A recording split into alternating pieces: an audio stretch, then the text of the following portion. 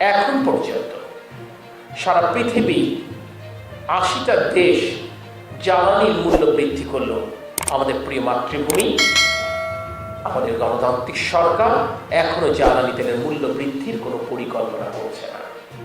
বিশ্বজুড়ে যখন জ্বালানি তেলের দাম আকাশচুম্বী, তখন বাংলাদেশের সাধারণ মানুষের জন্য বড় এক সুখবর নিয়ে এলেন বিদ্যুৎ, জ্বালানি ও খনিজ সম্পদ প্রতিমন্ত্রী অনিন্দ ইসলাম অমিত।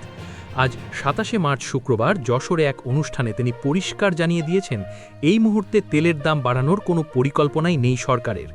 কেন প্রতিদিন ১৬৭ কোটি টাকা ভর্তুকি দিচ্ছে সরকার, আর হরমুজ প্রণালী নিয়ে ইরানের সাথে বাংলাদেশের কী চুক্তি হলো, বিস্তারিত জানাবো আজকের প্রতিবেদনে।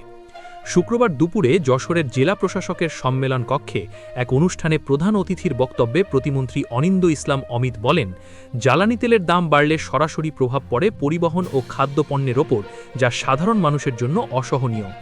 বর্তমান বিশ্ব পরিস্থিতিতে যেখানে অন্তত ৮০টি দেশ তেলের দাম বাড়িয়েছে, সেখানে জনগণের স্বার্থে বাংলাদেশ দাম অপরিবর্তিত রেখেছে, আর এই চাপ সামলাতে সরকার প্রতিদিন ১৬৭ কোটি টাকা ভর্তুকি দিচ্ছে।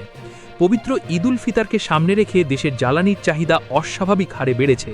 প্রতিমন্ত্রী জানান, মার্চ মাসে যেখানে দৈনিক গড় ডিজেলের চাহিদা ১২,০০০ টন, সেখানে ঈদের আগে প্রতিদিন ২৪ থেকে ২৫,০০০ টন ডিজেল সরবরাহ করা হয়েছে।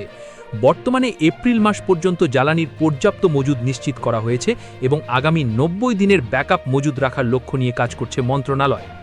প্রতিমন্ত্রী একটি বড় কূটনৈতিক সাফল্যের কথা উল্লেখ করে বলেন, পারস্য উপসাগর তথা হরমুজ প্রণালী দিয়ে বাংলাদেশের জ্বালানিবাহী জাহাজ চলাচলের ক্ষেত্রে ইরানের বিশেষ অনুমতি পাওয়া গেছে। বর্তমান বিশ্ব পরিস্থিতিতে এটি বাংলাদেশের জন্য একটি বিশাল কৌশলগত বিজয়, যা তেলের নিরবিচ্ছিন্ন সরবরাহ নিশ্চিত করবে। অনুষ্ঠানে জেলা প্রশাসক সহ প্রশাসনের ঊর্ধ্বতন কর্মকর্তারা উপস্থিত ছিলেন। সরকারের এই ভর্তুকি দেওয়ার সিদ্ধান্তকে আপনি কিভাবে দেখছেন?